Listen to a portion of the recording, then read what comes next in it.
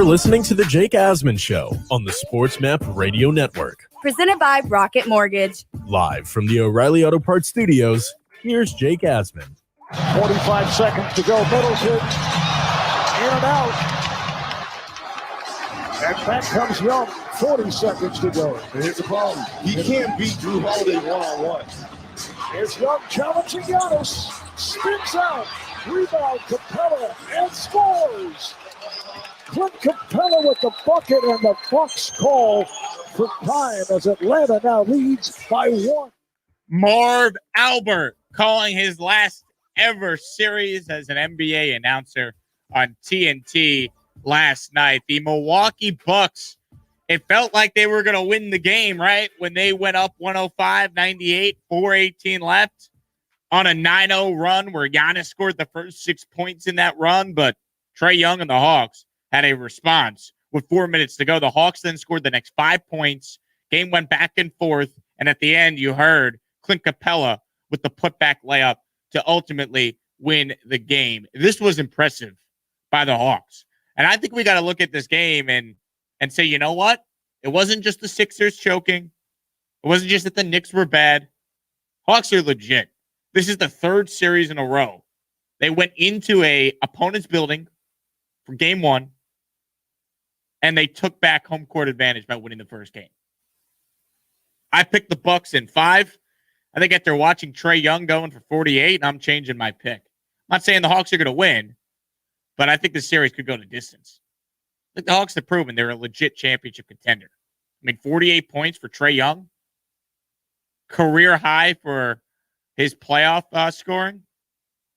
I mean, the shimmy dance that he hit before he knocked down a 3 was just ridiculous. Like, that's just like offensive. If you're a player on the Bucks, you see a guy doing a shimmy in a conference finals game before he's about to shoot a 3. I mean, the disrespect, as the kids would say, Ron. My God.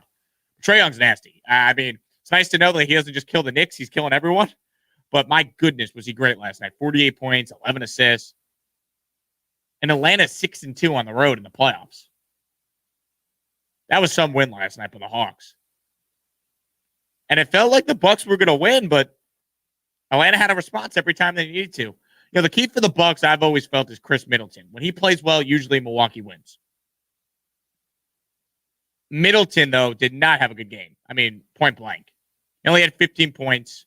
He missed all 9 of his three-point attempts. Shot 6 of 23 from the field. He obviously missed the, three-pointer at the very end that could have tied the game. He wasn't good. I think he's the key. I think when Middleton plays well, I think you, for the most part, know what you have in Giannis and know what you're going to get out of him. But there's a lot of unknowns with the rest of that team, game to game. And Middleton's a big piece in that. If he plays well, I think they should be considered a, legit championship favorite. You could argue Milwaukee's the most talented team left. I know the Suns are going to get back Chris Paul, but Giannis is likely the best player remaining in these playoffs, right? 2-time MVP. But the Hawks are good. I think we got to, acknowledge that. Got to give them their due. This is not, some team that's just on like a magic run. They've won some critical road games, right? They closed out the Knicks at MSG in a hostile environment. They closed out the Sixers on the road. And they won that game 5 in that series where they came back from double digits late in the second half. Then you factor in the game 1 win last night. If you can win on the road in the NBA playoffs, to me that speaks more volumes that you're for real than you're fake. Like, I don't think this is a fluke. And it's not like the Bucks overlooked the Hawks in a conference finals game. Got to give Atlanta their due. It's amazing how well they played on the road. It really is. Especially for a young team where most of the guys on the team are going through it for the first time. Like, Trae Young had never been to the playoffs before, but he's been excellent. This was Trae Young after the game when asked why the Atlanta Hawks, and personally him, seemed to play so well on the road. I mean, ever since I was in middle school, when I was going on the road in middle school, I was always loved playing on the road. I loved playing against the opposing crowd, an opposing team, and it feels like you're with your team, and it's just them in the building. And I think that really brings our group together. We're a close group. And when you're on the road, it really forces you to come closer with your teammates. to really find a way to win. And I think that's why I really like playing on the road with this team. It's working for them. You think the Hawks would defer and play every game on the road? I mean, they seem to play their best when they're having to deal with a hostile environment and face the crowd and whatnot. And Trae Young plays that role to a T. Name me an NBA player in recent years that is willing to go on the road and be the quote-unquote bad guy like Trae Young has been able to, willing and able to do. I can't think of someone. Like LeBron couldn't do it. LeBron tried to buy into it, and it didn't work. Name me the guy that's willing to be the bad guy, like Trae Young is willing to do when they go on the road. Pretty crazy. 48 points and 11 assists. And the shimmy dance before he drilled one of those threes. Just ridiculous. Hawks are legit. Got to give them credit. The Bucks have not lost at home in the entire playoffs so far. Great win for Atlanta. If they take game 2, forget it. I mean, wow. I don't think they will, though. I think Milwaukee will win game 2. I think the series is going to go longer than I thought, though. The way the Hawks played, I was impressed. I got to admit. I picked Milwaukee in 5. I think the series is going 7 now. Maybe I'm overreacting to one game, but it's not one game when you look at the sample size for the Atlanta Hawks. They've been doing this to the Knicks, and then they just did it to a really, really good team, obviously, in the Philadelphia Sixers. As far as the Bucks, look, it's one game. They were down 0-2 to the Nets. I think Milwaukee responds in game 2. This was Giannis after his team lost game 1. You don't want to lose. You don't want to be down. But at the end of the day, as I said, you can't get too high, you can't get too low. You got to come out, game 2, try to compete. At the end of the day, we got to come, as I said, we got to do our job. We got to be better. They will be better. I think the key for them, though, is not Giannis being better. I thought he was fine last night. Drew Holiday had one of his best games in the playoffs.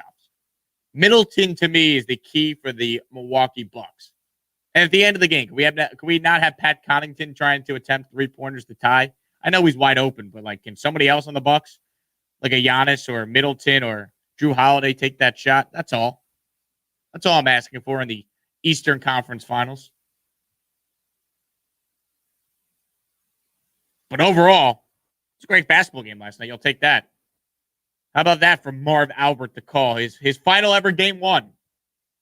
Each day it's going to be like the last ever Marv Albert game 2, and then the last ever Marv Albert game 3. We got a good game 1 last night, that's for sure. As far as the game tonight, be fascinating to see what type of Clippers team we see. Obviously, they've been down 0-2 in the playoffs twice, and they've come back and, they're still playing, so they won the series. But the Suns, to me, are a different animal. Do I think the Clippers can win tonight? Of course. They probably should have taken game 2 if, Paul George has hit 2 free throws up by 1 with 47 seconds left. But Chris Paul's coming back tonight for the Suns. Be fascinating to see, one, how he looks, how his conditioning is. We still don't know, how bad his symptoms were when he had COVID. He could have been asymptomatic for all we know. That has not been told to us. But Chris Paul will play tonight. He's listed as probable. Kawhi Leonard will be out. They refuse to tell us how severe the ACL injury that Kawhi has is, but I think safe to say it would be shocking if Kawhi plays a game in the series. Must win for the Clippers tonight. Can't go down 3-0 to this team. Forget it. They might be done down 2-0, but you get down 3-0, forget it. So that's the late game tonight, the only game, 9 Eastern. And look, for the Clippers, I think it's just about building on what you did in game 2. You could have had that game. You're going back home. But it's not going to be easy, especially if Chris Paul plays like Chris Paul. Then it's like, whoa, I don't know.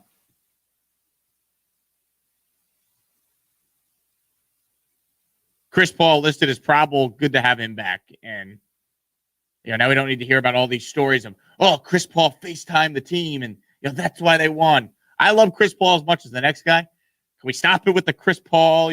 He's the reason why the Suns are doing this and that. Chris Paul, he gave the blessings of the basketball gods to the Suns before games 1 and 2, and that's why they won. I mean, it's a little over the top with the Chris Paul love. I get it. Overall, though, good night for NBA basketball. So Hawks take game 1, and I think it's time to start taking them seriously as a legitimate championship contender. Agree or disagree? 800-224-2004 is the number if you want in on the NBA playoffs. Coming up next, we get to the Islanders and the Lightning, the Nassau Coliseum. If it played its final game last night, well, what a way for it to end. And if the Islanders somehow win Game 7 in Tampa Bay tomorrow night, and the Coliseum is guaranteed 2 more games, I can only imagine how loud that building will continue to sound going forward. We get to the Islanders come from behind victory over Tampa Bay next right here on the Jake Asman Show on Sports Map Radio. The Jake Asman Show. Jake Asman Show.